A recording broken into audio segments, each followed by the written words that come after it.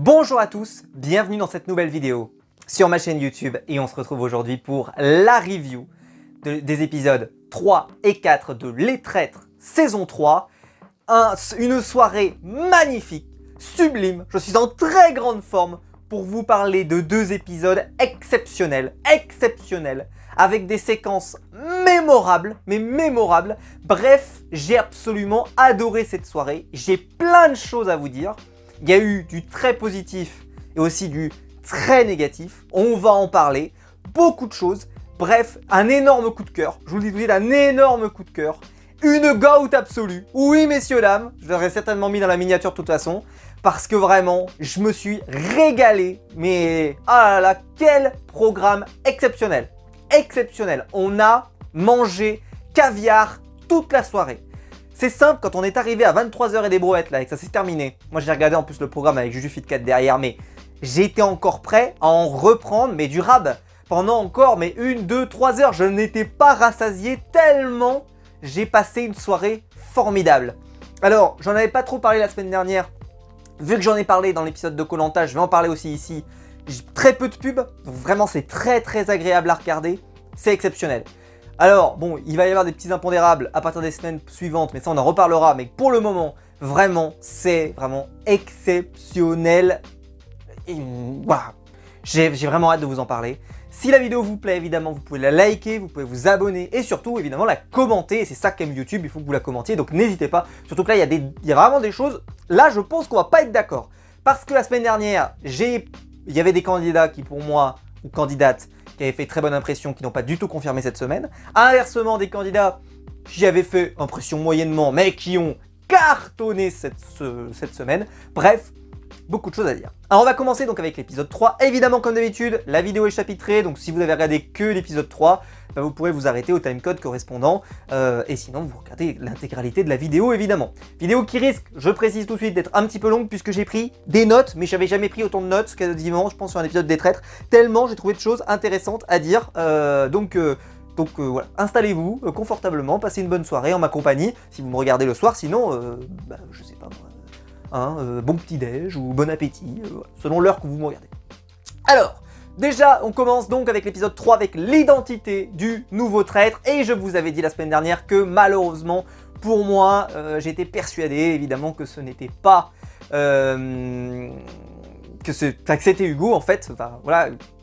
parce qu'il y avait eu des révélations, des propos bizarres de la part de certains candidats, et donc j'avais plus ou moins identifié, et donc je me suis pas super surpris que ça soit lui qui soit donc le nouveau traître. Alors il fera une très bonne impression d'ailleurs, nous en reparlerons tout à l'heure. Hugo, lorsqu'il va arriver, il va lui, donc Crazy Sally, il ne l'imaginait pas du tout comme traître. Laurent, ça on a compris, puisque je vous rappelle qu'il l'avait vraiment accusé d'être traître de façon extrêmement claire, précise, pour lui c'était clair comme de l'eau de roche.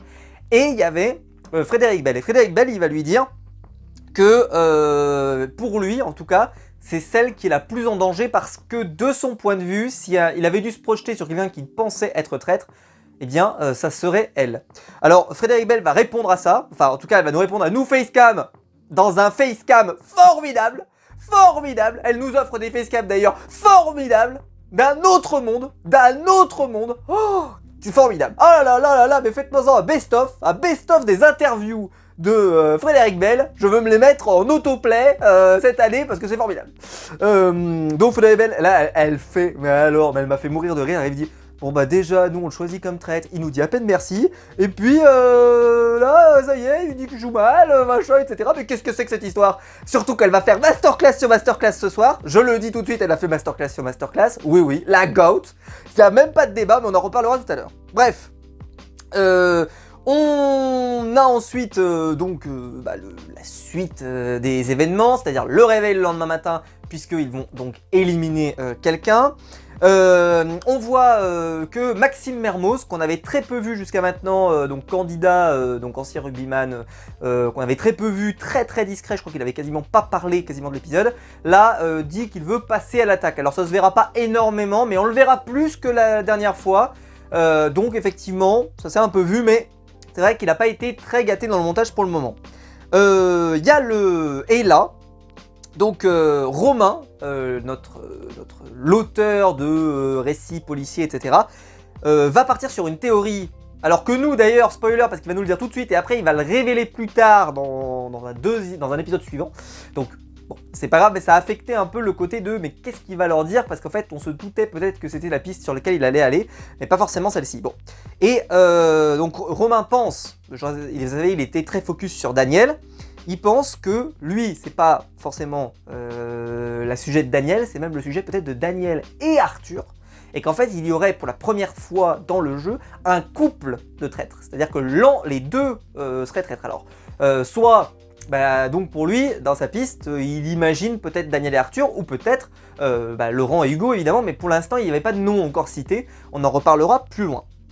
Mais à ce moment-là, Valérie Trierweiler va éclipser ce doute, notamment sur Laurent et Hugo, en disant non mais elle n'y croit pas du tout, franchement elle voit pas du tout Laurent comme ça, Hugo par rapport à tout ce qu'il a montré jusqu'à là, pour elle c'est pas du tout le cas, donc elle va vraiment éclipser les doutes. Et donc on apprend, après que tout le monde arrive, j'adore cette mécanique d'ailleurs, avec un certain suspense et tout, franchement ça c'est assez extraordinaire, on n'en parle pas assez mais elle est vraiment extraordinaire cette mécanique.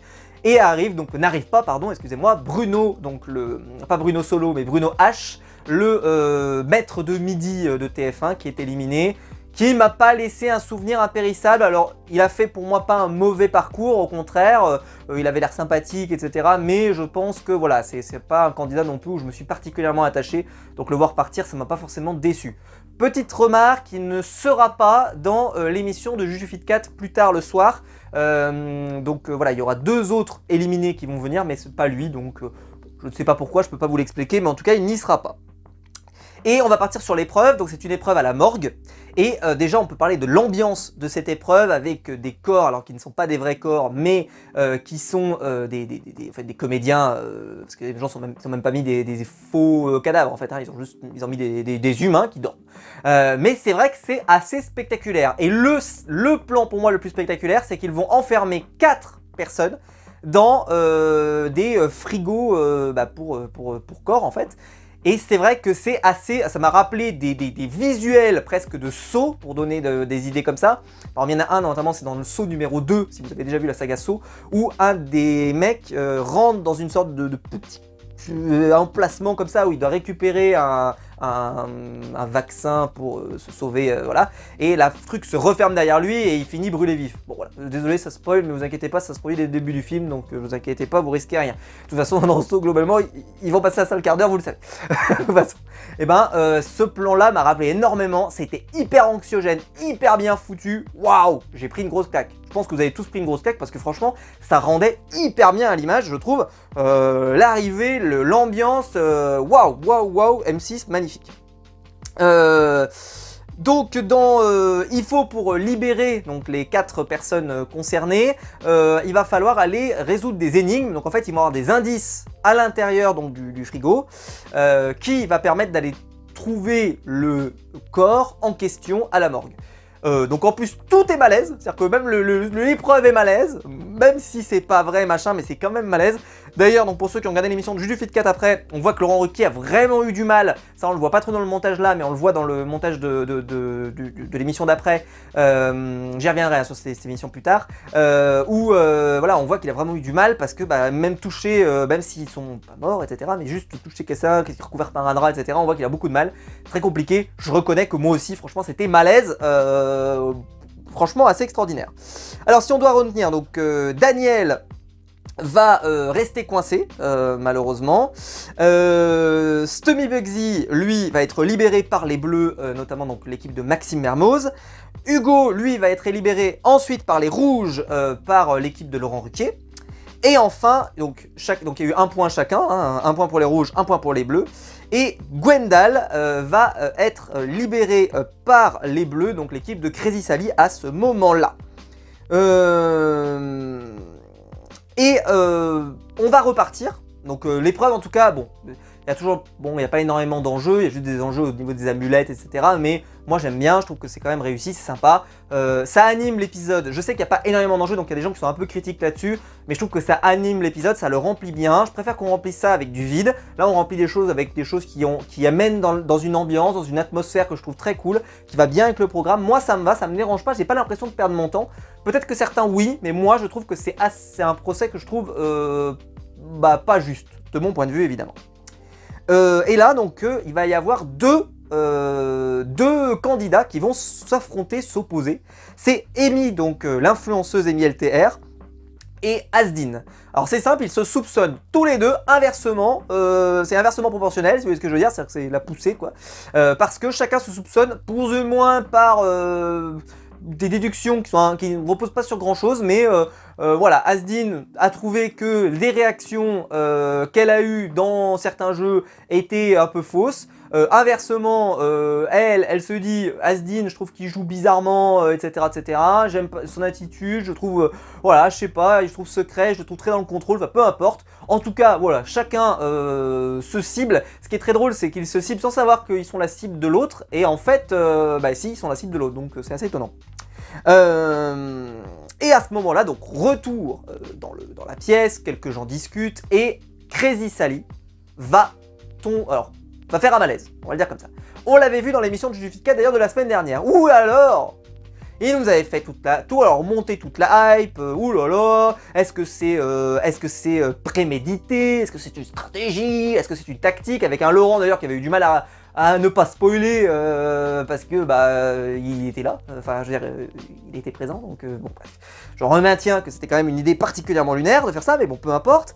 Et donc là, on constate donc que c'est un vrai malaise. Hein, alors, c'est une forme... Alors, on pourrait appeler ça une sorte de crise de panique ou un coup de fatigue. Vous l'appelez comme vous voulez. Bon, ok, elle se sent pas bien. Et en fait, ce qui produit cet effet, c'est qu'elle est pas à l'aise avec le fait de mentir. Et que ça la met mal. On en reviendra juste après, on en reparle tout à l'heure, d'accord? Parce que je vais faire une digression absolument formidable sur ce sujet plus loin. Mais là, on va rester juste sur, bon, factuel, elle est là-dessus. Donc déjà, je me suis dit, juste, je peux dire parenthèse, je me suis dit, elle s'évanouit à cause de ça, c'est à cause du fait que elle s'évanouit, en tout cas elle a un malaise, à cause du fait que c'est trop dur de mentir, etc. Je veux dire, il n'y a pas mort d'homme, même si je sais que le jeu est assez exigeant dans le sens où on est un peu premier degré quand même, donc on joue, etc. On y met un peu ses tripes, certes, mais ça reste un jeu. C'est-à-dire, ces gens, ça veut dire que si jamais on jouait au loup-garou avec ces gens, je veux dire, avec le jeu de cartes, les mecs te diraient, si jamais ils devenaient loup-garou, ils te diraient, ah non, mais j'ai pas envie de tuer machin, etc. Oh là là, mais c'est pénible. Voilà, je comprends pas, ça reste lunaire. Limite, je veux dire, si tu veux, limite, tu joues mal. Tu fais en sorte qu'on comprenne que c'est toi qui es traître et puis tu te fais éliminer, voilà, arrêtez de nous casser les roubignoles. Non mais franchement, je suis un peu violent, mais j'ai trouvé ça un peu pénible, mais pénible à suivre. Et alors je vous dis pas, la suite va être encore pire, Ça, on va sombrer, mais bon, restez... Et j'avais une super impression sur elle la semaine dernière. Pour vous dire que il y a eu du changement. On va avoir une discussion autour de la table. Et pour information, donc Crazy Sally, on peut voter contre elle. Alors je me suis dit, tiens c'est bizarre, aucun candidat ne va faire de remarques sur cette situation. Parce qu'on va pas se mentir, Crazy Sally n'est pas menacée, personne n'est sur elle particulièrement, pourquoi elle ferait une crise de panique? C'est que certainement elle a un truc à cacher. Et si elle a un truc à cacher, c'est qu'elle est traître. Je ne comprends pas qu'il ne l'ait pas démasqué et qu'il ne lui ait pas dit d'entrer chez elle. Je pense qu'ils se sont dit on va pas voter contre quelqu'un qui est absent, ok, mais pour moi, ils auraient dû la virer. Il y avait les signes. Les signes étaient suffisamment évidents pour l'éliminer. Je suis désolé. Alors, comme je vous l'ai dit, vu qu'elle n'était pas là, je pense qu'ils se sont pas dit... Pourtant, Eric Antoine va vraiment insister dès le départ. Hein. Il va dire, vous pouvez voter contre elle. Voilà. Je trouve qu'il a quand même bien insisté. Donc, on peut pas dire qu'il a fait comme si... Non, il a bien précisé au début. On sent qu'il a vraiment marqué une pause. Donc, il pourrait le faire. Je pense qu'ils se sont dit, on va pas faire ça... Pas trop le jeu, pas trop faire, je sais pas, ils se sont dit elle est pas là pour se défendre, c'est pas terrible. Donc probablement, mais franchement, si ça revient pas sur la table à un moment donné dans le jeu, c'est complètement incroyable. Donc, là, si je devais résumer deux choses, il va y avoir Asdin qui va poser donc une motion de censure, ouais, carrément, là on est à l'Assemblée nationale, c'est incroyable, contre Amy. C'est simple, il dit, si je me trompe, donc votez avec moi contre Amy. Si je me trompe, ça veut dire que je suis probablement donc un traître. Et donc vous votez contre moi la semaine prochaine. Enfin, la prochaine fois, vous votez contre moi. Je l'aurais mérité. Mais là, je mets ma vie en jeu, je mets mon jeu en jeu. Je suis certain de ce que j'avance. Elle est traître. Donc, je mets tout en place. Et si jamais, maintenant, vous me punirez la prochaine fois. J'ai trouvé que c'était hyper couillu. Alors, s'il avait eu raison, là, il faut le dire, c'est pour moi, il a jeté la pièce en l'air. Est-ce que c'est mal joué? Est-ce que c'est bien joué? Eh ben en fait, c'est l'histoire qui décide. S'il était tombé sur la bonne personne, mettons, il aurait choisi Frédéric Bell. Tombe sur Frédéric Bell, clac, ça aurait prouvé, je pense, de façon irréductible qu'il n'est pas traître. Alors d'ailleurs, il aurait fallu le virer juste après. C'est-à-dire que les traîtres auraient dû l'éliminer immédiatement après, parce que pour moi, il se serait acheté un totem d'immunité sur lequel on n'aurait pas pu revenir. Donc, il fallait le virer juste après. Donc pour moi, c'était un mauvais calcul dans ce sens-là. Mais ceci étant, pour prouver que tu es un loyal absolu, ça marche. Mais par contre, dans la suite du jeu et pour aller loin, je pense que c'est... Limite, il faut le faire à toute fin du jeu, pourquoi pas. Peut-être que ça aurait été plus malin. Mais là, comme je vous l'ai dit, moi si je suis traître, après je le vire. Mais je le vire pourquoi? Pas parce qu'il est dangereux, mais parce que il ne peut plus servir de piste sur la table. Donc il faut le virer. C'est ça qu'il faut faire en fait. Dans les traîtres, ils doivent jouer comme ça. Ils doivent éliminer les gens dont personne n'imagine qu'ils sont traîtres. Tous ceux qui peuvent être traîtres, il faut les garder. Mais ceux qui n'en sont pas, il faut les virer les uns après les autres. Donc voilà, c'est comme ça qu'il faut jouer. Et là, bah, très clairement, ça lui aurait offert une innocence. Donc je trouve que l'idée n'était pas complètement stupide, mais sur la durée, je pense que de toute façon, ça aurait été, si les traîtres jouent correctement, ça l'aurait condamné. J'ai bien aimé, mais je l'avais déjà aimé la semaine dernière, mais je vais le signaler là, parce que je suis pas sûr que je pourrais revenir dessus totalement, mais voilà. J'aime beaucoup l'attitude de Carla dans l'intégralité du jeu. Où elle est calme, tranquille, toujours très posée, toujours très attentive, et aussi elle dit des choses pertinentes, des choses qui... Alors, évidemment, tu peux te dire, ouais, elle dit des choses pertinentes, mais parfois ça tombe pas forcément sur la bonne personne, etc. Oui, mais par contre, on sent qu'elle essaye d'avoir une sorte de logique, qu'on essaye de comprendre, mais en tout cas qu'on peut comprendre, parce que c'est cohérent, ça sort pas de nulle part, et j'aime bien sa personnalité qu'elle nous a montrée. On arrive ensuite avec, lors de la discussion à ce moment-là, Daniel qui va tacler de façon assez virulente Romain parce qu'il est encore sur son dos. Elle va lui dire ta gueule quand même, mais de toute façon t'as écrit quoi dans ta vie? Bon, argumentation, si je me permettais de dire tout ce que je pense des influenceurs, à mon avis vous tenez pas 15 secondes. Hein. Voilà, si on dit les termes, on va dire les termes, à mon avis vous allez voir trouble. Hein. Non mais parce que j'ai trouvé ça, parce que là, bon, on va me dire c'est le personnage, machin, etc. Oui, c'est le personnage, bon bah si vous êtes prêt à accepter ça, moi j'ai trouvé que c'était non nécessaire et voilà. Genre un contre-cum ça aurait pu arriver relativement rapidement. En tout cas si c'était moi, je peux vous dire que ça serait arrivé plus rapidement que prévu. Et lui il reste sur sa position, il dit mais je suis désolé, tu as gaffé. Tu as gaffé plusieurs fois, il y a plusieurs choses qui m'interpellent, en plus je suis sur, il était dans sa logique de binôme potentiellement, donc pour lui, on comprendra plus loin, mais qu'il y a un binôme, donc ça pourrait être à la fois Daniel et Arthur, ce qui aurait pas été d'ailleurs complètement peut-être délirant, même si moi j'imaginais pas Daniel comme traître, mais qui est un binôme de traître, je pense que c'était pas complètement stupide, même si ça c'est pas vrai factuellement à l'origine. Au final, Laurent a engagé Hugo, mais c'était pas vrai à l'origine. Et là, la première séquence de la GOAT. Première séquence de la GOAT, Frédéric Bell.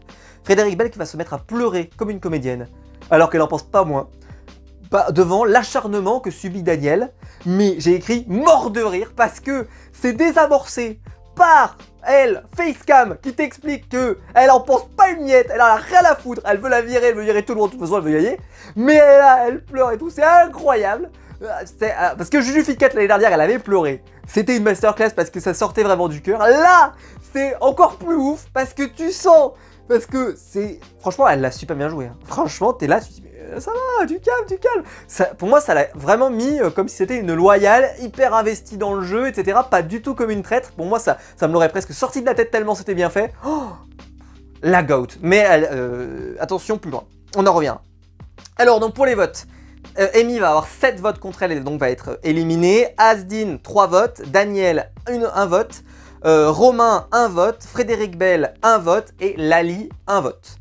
Je vais pas revenir sur les cheminements pour les autres, mais bon, Lali, il n'y avait pas énormément de trucs intéressants, mais quelques bricoles, notamment sur le fait que potentiellement le maître de midi avait quelques soupçons. Frédéric, bon, on n'a pas trop de corrélation, et Romain, c'est parce que il y a un tel acharnement sur Daniel que certains se disent peut-être qu'en fait c'est pour cacher le fait qu'il est traître, ou peut-être, donc on n'en sait rien. En tout cas, il y a quelques soupçons. Donc c'est Amy qui s'en va, et Amy évidemment n'est pas traître. Et là, on voit Asdin qui se tient la tête et qui fait oh putain, je suis vraiment débile. Non là, et donc pour lui, il s'est condamné.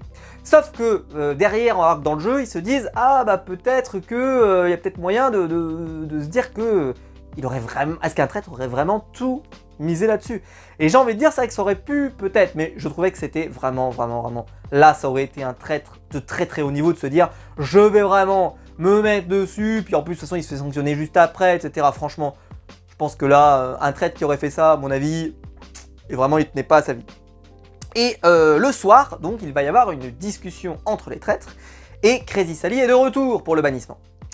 Et elle se rend compte, pensez-vous, messieurs, dames, qu'elle ment à ses amis. Non, pensez-vous, dans une émission qui s'appelle Les Traîtres, dans lequel c'est le loup-garou, dans lequel on ment aux gens en permanence, on va mentir aux gens. Mais heureusement qu'elle n'a pas fait Secret Story, celle-là, parce que sinon elle nous aurait révélé son secret dans la semaine qui vient.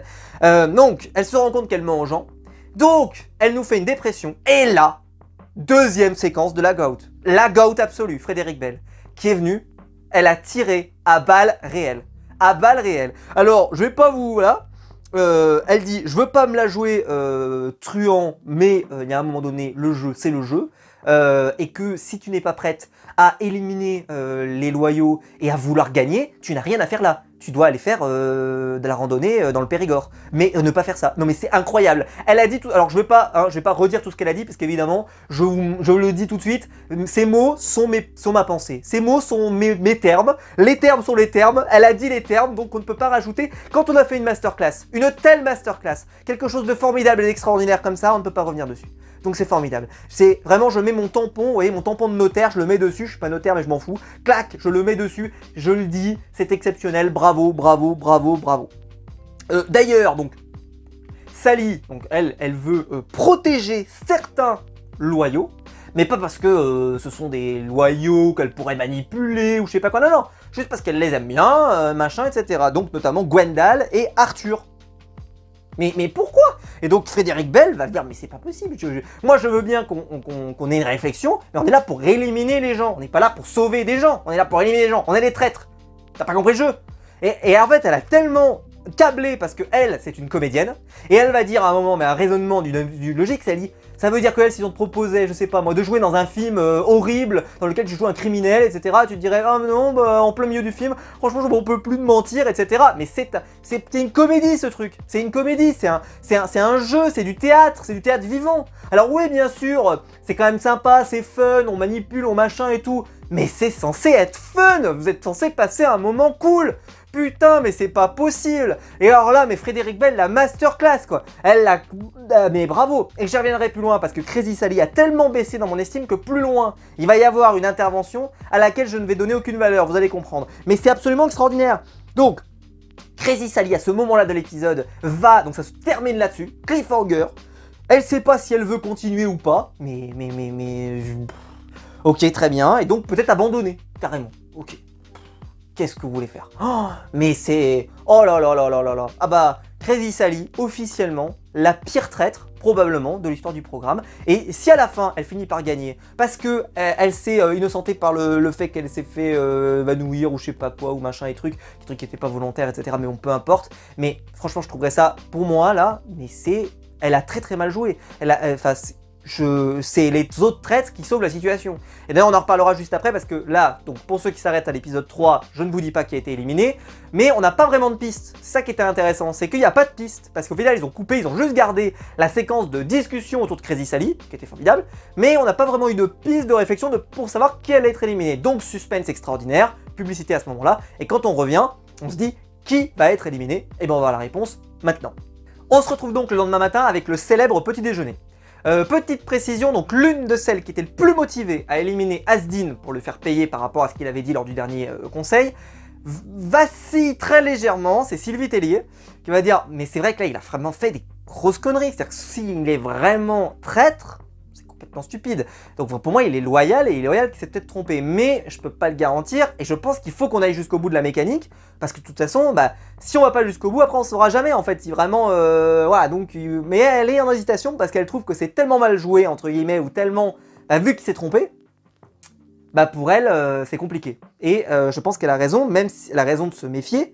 Elle aurait dû pousser la réflexion un peu plus loin et se dire, en vrai, non. Mais je peux comprendre que dans ce moment-là, on se dit, de toute façon, il faut aller jusqu'au bout. Il a voulu jouer comme ça, il faut qu'on aille jusqu'au bout pour que la sanction soit logique. Parce que sinon, on va rester avec ce doute permanent tout le long du programme. Et le doute, c'est ce qui se nourrit, en fait, de la lutte, de la recherche des traîtres.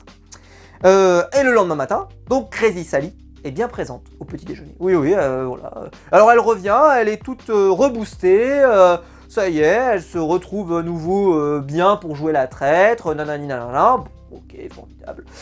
Bon, j'en reparlerai plus loin. Valérie Trierweiler est éliminée, voilà. Et alors pourquoi? Parce que Laurent a proposé de l'éliminer, parce que ça on ne le savait pas, mais Laurent a proposé de l'éliminer, car c'est son ami de l'aventure, ça c'est une amie, pardon, en dehors de l'aventure. Et justement, il voulait prouver et montrer à Crazy Sally que lui aussi était capable d'éliminer n'importe qui, pourvu que ça soit quelqu'un de traître ou pas traître, etc. Peu importe, ils vont l'éliminer. Est-ce que c'est un bon choix, un mauvais choix? Avec cette justification-là, j'ai envie de dire que ce choix se comprend. Peu importe si c'est pour moi le meilleur ou pas, j'ai envie de dire que c'est un bon choix.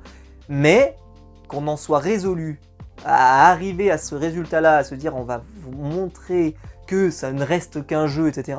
Et que donc on doit éliminer aussi parfois nos plus proches, etc. Enfin bref, franchement, et Juju Fit 4 avait sacrifié Thibaut InShape quand même. Juste pour donner quand même un écart qualité.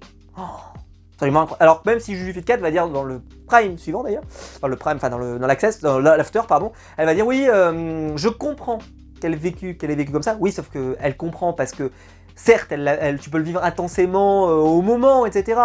Mais c'est bon quoi, quand tu prends ta décision, tu prends ta décision et puis tu l'assumes et après ça peut être un peu dur mais voilà, tu passes à autre chose. Et puis surtout ça lui avait donné quand même quasiment la victoire assurée, on se souvient. Et Romain va démarrer donc le premier petit déjeuner en annonçant « Ce soir, je ferai une déclaration sur une personne que personne ne soupçonne. Et je ne dis pas qui c'est.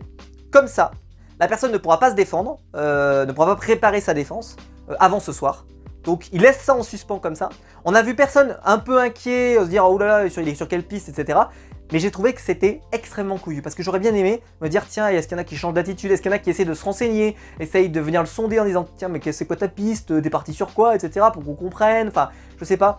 Peut-être que certains auraient amené à que des traîtres dévoilent leur jeu pour essayer d'en savoir plus. Sauf qu'au final, aucun traître ne fera cette erreur. Donc c'était bien tenté, mais pour moi ça n'a pas suffi.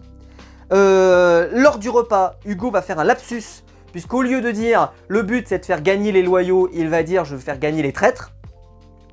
Ça n'a pas été relevé plus que ça, et moi honnêtement, vu qu'il a prononcé la phrase très vite, j'ai eu le sentiment que c'était vraiment un lapsus. Mais les lapsus peuvent faire ressortir des vérités qu'on ne veut pas dire. Mais pour moi c'est plus un lapsus, un vrai lapsus. En plus il est vraiment traître, mais je pense que, même s'il n'avait pas été traître, je pense qu'il aurait pu faire un lapsus pareil. Mais c'est vrai que ça aurait pu lui coûter cher, au final ça ne sera pas le cas. Ils vont avoir ensuite donc une épreuve dans une église, avec un banquet à la sauce traître. Alors c'est très simple, vous avez 4 personnes qui mangent, un a un plat dégueulasse, ou pimenté, ou tout ce que vous voulez, les autres ont un plat normal, et donc il faut deviner qui a le plat normal. Qui a le plat pimenté, pardon, ou le plat horrible. Si vous tombez sur la bonne personne, dans ce cas, eh ben, cette personne n'ira pas à l'amulette. Si vous tombez pas sur la bonne personne, et ben dans ce cas-là, cette personne qui a réussi à garder son secret ira à l'amulette. Et donc ça amène des situations qui sont intéressantes.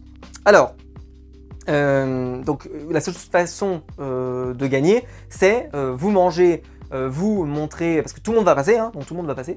Donc c'est d'être capable de cacher ses émotions. Le premier, c'est le toast guacamole. Donc c'est Tommy Bugsy qui va manger du wasabi et malheureusement ça se voit comme le nez au milieu de la figure, donc voilà, bon, c'était pimenté, il n'arrive pas à l'avaler, donc c'est la merde, donc ça se voit. Même si après il va bien jouer le coup et faire non mais je vois pas ce que vous voulez dire, etc. Mais bon, c'était quand même drôle. Ensuite il va y avoir une compote de pommes, mais une compote de pommes avec où il y a en fait de l'huile de poisson avariée de mémoire.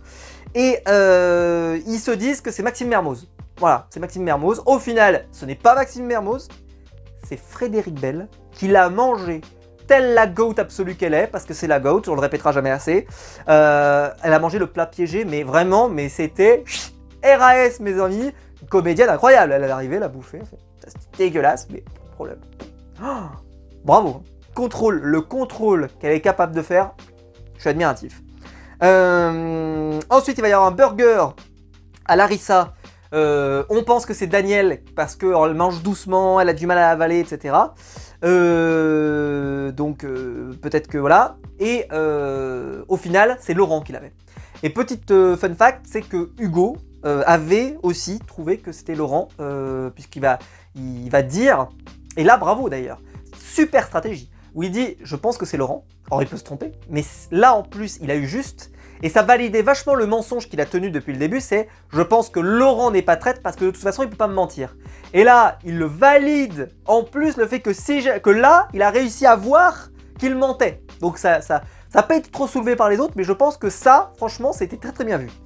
La tarte à l'acide citrique, alors d'ailleurs je savais même pas que l'acide citrique se mangeait comme ça, enfin j'étais assez, j'ai fait what, ils vont pas mourir pour ça, donc je suis assez surpris qu'on meure pas, mais bonne nouvelle.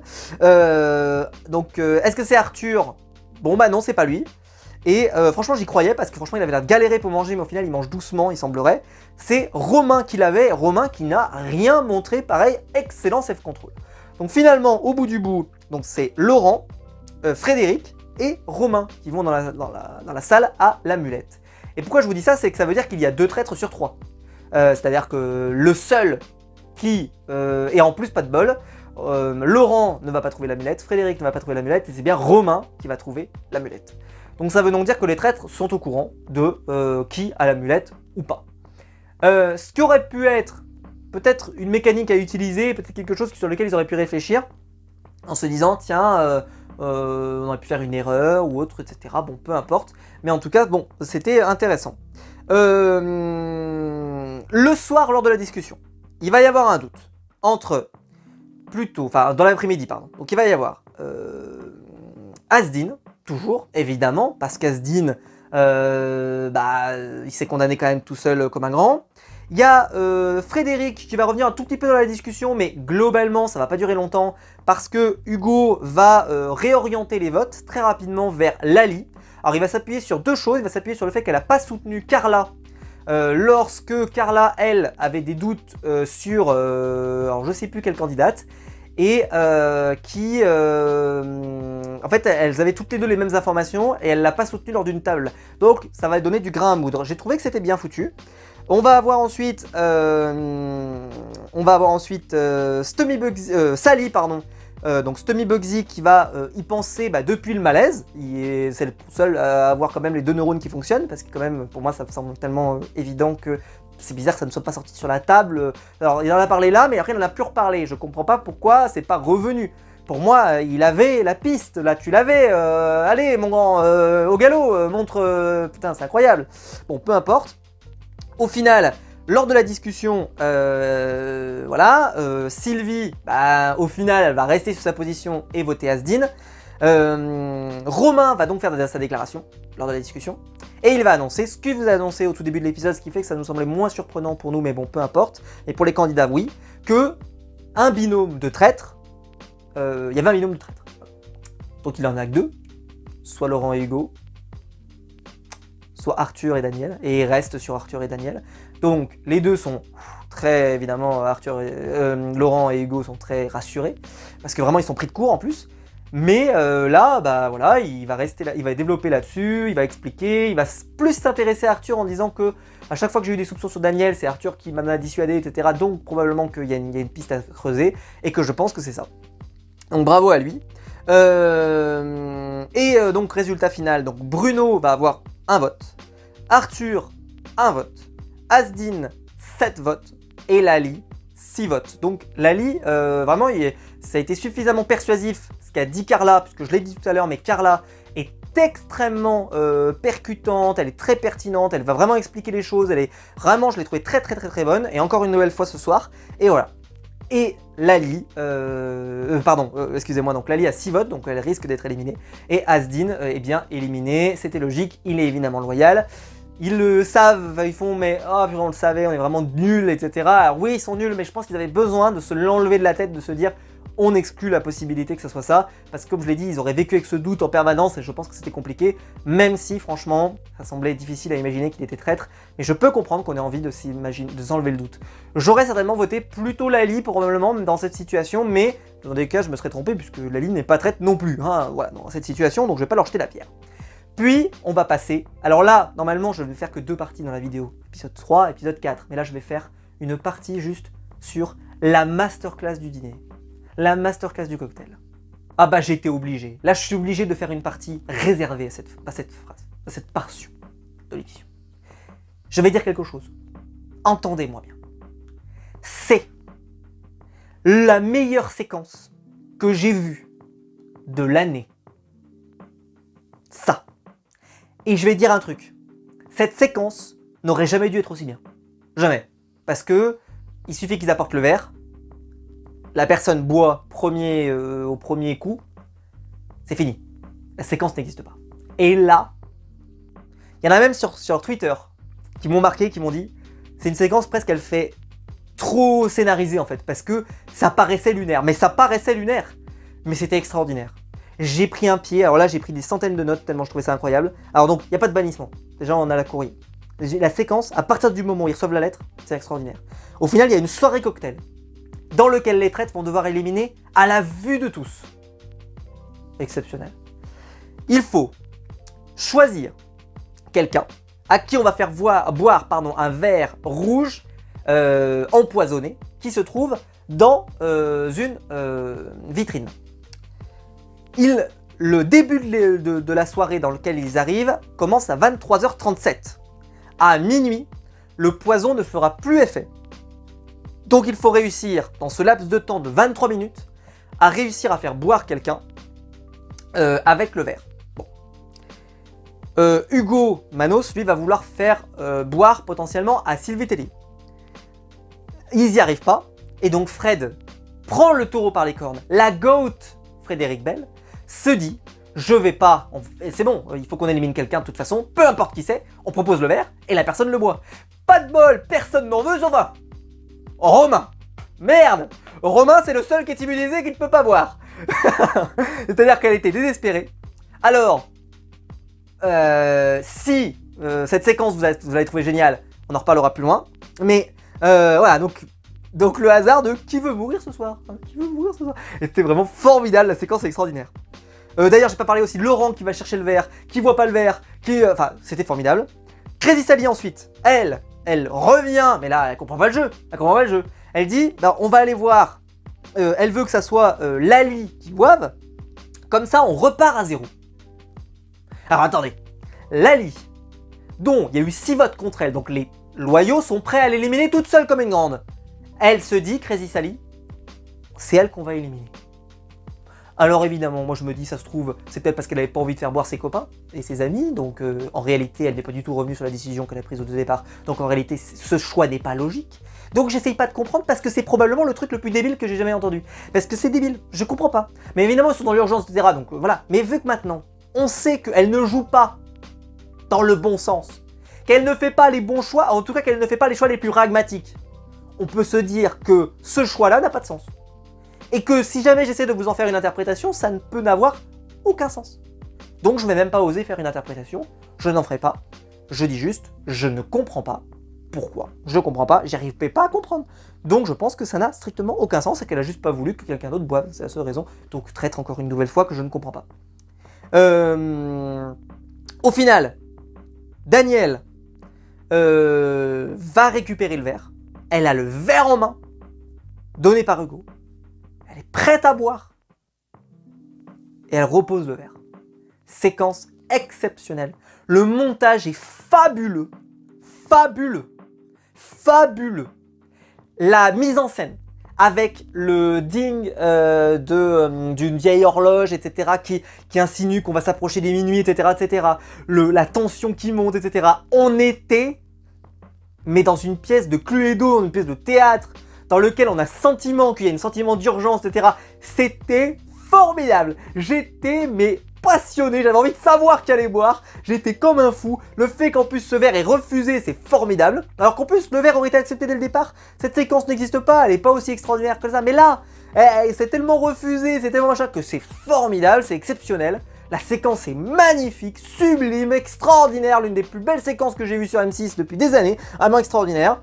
Et on attend, on se dit peut-être Daniel, peut-être machin, et là, suspense, on nous annonce qu'on aura la réponse la semaine prochaine. Encore une nouvelle fois un cliffhanger.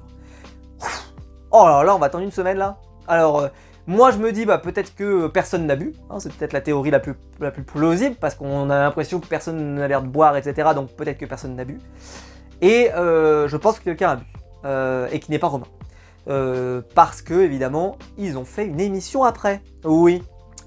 On va en parler? Bah bien sûr, on va y revenir. Donc on va parler maintenant des révélations sur la suite. Oui. Alors, je vous disais la semaine dernière, donc l'émission de Jujufit 4. Je vais redire ce que je vous ai dit la semaine dernière, évidemment, pour commencer. Jujufit 4 est super, les sujets de débat sont super. Je le redis aussi, mais les chroniqueurs qu'ils ont choisis sont vachement bien. Alors, Norbert Tarrer, par exemple, je le trouve très bon. Bref, franchement, la criminologue aussi qui est là, qui donne son avis, etc. Sur comment les candidats jouent. Notamment, elle va faire une super analyse sur Hugo. Franchement, il y a des bonnes choses. Par contre, comme je viens de le dire, il y avait Hugo. Hugo Manos. Bah oui, il y avait Hugo Manos. Alors Hugo Manos qui va découvrir dans ce bonus que Frédéric Bell a envie de l'éliminer lors de l'épisode suivant. Donc déjà on voit beaucoup d'images, d'ailleurs on a vu énormément d'images de l'épisode suivant. Énormément. Pour moi, on n'avait pas besoin d'en voir autant. Surtout qu'on va avoir une image pendant l'épreuve la fois prochaine qui va se dérouler dans un cimetière où on voit beaucoup de gens. On voit énormément de gens. Donc probablement que si jamais tu regardes toutes les images, tu vas pouvoir trouver qui a bu, qui a pas bu, etc. Voilà, bon, je trouve ça un peu ridicule d'avoir dévoilé autant. Je pense qu'il faudrait mieux dévoiler des images qu'on n'a pas vues pendant l'épisode précédent, plutôt que de dévoiler plein de trucs qu'on voit la semaine prochaine. Parce que pour moi, ça nous dévoile quand même des choses qu'on n'aurait peut-être pas voulu découvrir en amont. Vous allez me dire, personne n'est obligé de le regarder. Oui, mais je pense que c'est pas nécessaire. Ensuite, on apprend des petites astuces, notamment que par exemple quand ils viennent chercher les traîtres pour faire le conseil du bannissement, il y a des gens qui remplacent les traîtres dans leur chambre et qui continuent de faire tourner la télévision, ils peuvent faire un peu de bruit, etc. Peu importe, mais en tout cas les pièces ne sont jamais vides et même dans le couloir, il y a toujours un peu de passage, etc. Comme ça, on ne peut pas savoir. Donc ce que disait Valérie, c'était Valérie Trierweiler, il me semble. Au final, j'ai eu la réponse ici, à ce moment-là, pour dire à quel point ils étaient extrêmement précis dans le montage. Là, on a la version longue de Frédéric Bell qui propose le Morito à tout le monde. Exceptionnel, allez voir ça si vous ne l'avez pas vu. Moi j'ai tellement aimé la scène du passage du verre que franchement cette séquence en version longue où on voit Frédéric Bell proposer à n'importe qui et elle enchaîne comme ça, c'est formidable. Incroyable d'ailleurs qu'elle se fasse pas griller, mais c'est vraiment formidable. Et vous allez me dire, elle le fait tellement naturellement. Elle arrive, elle dit tu veux un petit morito, écoute j'ai servi un morito, est-ce que tu veux pas, enfin machin. Elle le fait naturellement, je peux vous dire moi honnêtement, il y a 95% de chance, tellement moi il n'y a pas de problème pour boire un bon coup, comme on dit. Je pense que j'aurais fini canné à la fin de cet épisode. Je serais mort, il faut être très clair. On voit beaucoup de candidats, donc on voit par exemple Bruno, on voit Lali, on voit Daniel, donc Daniel, je peux vous dire qu'elle boit pas le verre, on voit Arthur, donc Arthur boit pas le verre non plus, bref, on voit énormément de candidats, donc voilà, il y a plein de candidats qu'on voit, on en voit trop c'est trop, n'en donnez plus mon capitaine. Alors sauf que Hugo va quand même sous-entendre, donc que il y a bien eu un choix qui a été fait, et que quelqu'un a bien bu. Bon, ok, alors comme je dis, si c'est juste malheureusement Romain, donc il n'y aura pas d'éliminé. Mais bon, peu importe. Hugo va parler d'une séquence avec Frédéric Bell de la semaine prochaine qui va se dérouler, où en fait ils vont être dans une discussion sur le canapé, qui va dire que c'est la discussion de la semaine prochaine, etc. Mais ils en disent trop, je le dis, mais ne faites pas venir des gens qui sont encore en jeu. Alors ils vont faire venir donc les deux éliminés du jour, donc Asdin et Amy. Donc il n'y aura pas la première éliminée, peu importe, mais ils ont fait venir deux personnes, et je pense que c'est une erreur fatale de faire venir des gens qui sont encore dans le jeu, ils en dévoilent trop, ils en disent trop, ils marchent sur des œufs. Hugo, tu sens qu'il veut dire des trucs, il se dit pas, voilà, chaque propos c'est compliqué, il faut pas, je suis désolé, ça n'est pas normal. Et puis même je diffuse trop d'images des épisodes suivants. Pour moi, il faudrait diffuser plutôt des images qu'on n'a pas vues. par exemple, j'ai adoré la version longue de Laurent Ruquier dans la pièce dans laquelle on voit les cadavres, etc. Bah forcément c'était super. Il y a plein de trucs comme ça, je pense qu'il y a d'autres séquences peut-être qui pourraient diffuser, peut-être des séquences drôles, peut-être j'en sais rien, peu importe, comme ils avaient fait la semaine dernière où il y avait Daniel, ils ont montré un peu un best-of de Daniel, peu importe. Mais en tout cas, je trouve qu'ils en diffusent beaucoup sur la suite. Alors vous allez me dire, oui mais c'est la promesse, on te dit voilà des révélations sur la suite. Oui mais des révélations sur la suite, moi je préférerais des révélations sur ce qu'on a vu déjà. Des choses qui nous permettent de comprendre, etc. Je pense que c'est une erreur. Je le dis, mais le programme, je pense qu'il marche sur des œufs et qu'un jour il fera une erreur, et qu'il fera une erreur qui sera majeure. C'est obligatoire, surtout que là, en plus, ils prennent des vrais acteurs du jeu. Laurent, Hugo, c'est des traîtres en plus, donc ils ont toutes les cartes en main. Bref, je pense que c'est une erreur majeure. Et ça, ils pourront pas le régler parce que tout a été tourné, donc c'est déjà trop tard. Mais c'est vraiment con.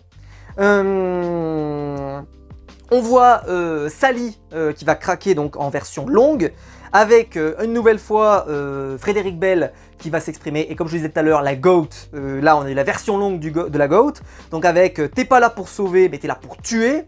Formidable, cette femme est extraordinaire, cette femme est extraordinaire, vraiment trop bien. On découvre la semaine prochaine que Laurent, dans une épreuve qui va se dérouler dans le noir, va parler du fameux verre rouge, par accident, voilà, on verra si ça sera relevé ou pas, mais pareil, voilà, peut-être que j'aurais préféré le découvrir la semaine prochaine, je trouve que ça en découvre trop, on en découvre beaucoup la semaine prochaine, il y a vraiment déjà beaucoup de choses, je peux déjà vous dire quelle est l'épreuve, je peux déjà vous dire qu'est-ce qui va se passer, je peux déjà vous dire pas mal de trucs, franchement j'ai l'impression qu'on a déjà vu les principales séquences malheureusement, alors il faut quand même voir sur pièce, évidemment il y aura les éliminations, il y aura les révélations, donc évidemment que ça va pas gâcher tout, mais je pense qu'ils en dévoilent beaucoup trop, beaucoup trop. Hugo découvre que Frédéric Bell avait lancé une piste sur Laurent et Hugo, donc assez étonnant, il comprend pas d'ailleurs, donc là il est surpris, c'est vrai que ça c'est intéressant, ça faut le dire que c'est un bon point, il est surpris parce que vu qu'il n'a pas évidemment toutes les infos, mais je pense que, pour moi en tout cas, c'est plutôt une mauvaise idée de mettre des joueurs qui sont encore en jeu. D'ailleurs, au final, je trouve que Asdin et Amy vont pas énormément parler. Peut-être que si ils font venir que des gens qui sont éliminés, ils parleraient un peu plus aussi.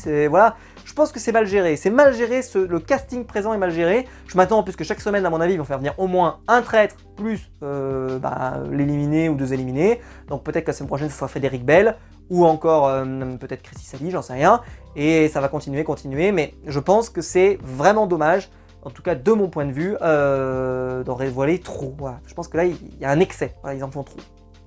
Voilà, et l'épisode va se terminer comme ça, là, vers minuit, avec donc ce bonus en plus, qui était très agréable, il faut le dire, l'émission est bien foutue, je trouve que les débats sont intéressants, on demande par exemple, est-ce qu'un couple de traîtres, c'est plutôt une force ou une faiblesse, ils vont faire des analyses, sur les expressions faciales d'Hugo, Hugo qui n'a pas besoin d'être présent en plus, donc voilà, ils vont parler de son côté passif-agressif, à un moment où on l'accuse, et hop, il répond, donc il est capable d'être très calme, en même temps agressif, vraiment c'était assez formidable, j'ai beaucoup aimé, donc je pense qu'il y a vraiment moyen de faire très bien, donc ils ont des bonnes cartes en main, ils ont des bonnes choses, mais pour moi, ils font une erreur dans la structure majeure, et ça, on va le traîner de toute façon.